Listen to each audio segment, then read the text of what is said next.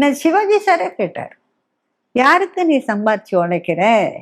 ஆனா அவருமே கேட்டார் இல்லையா, நீங்க ஏன் கல்யாணம் பண்ணிக்காம இருக்கேன்னு சொல்லி உங்ககிட்ட கேட்டார் இல்லையா அவரு சிவாஜி சார்?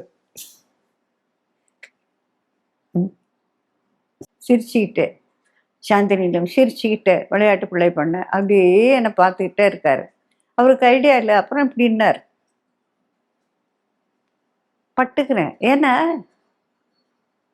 எனக்கு கூட பிறந்தவ, நீங்க தாய் தந்தையர் எனக்கு இல்லாம பண்ணிடலாம், நான் இப்படியே பழச்சிக்குவேன்.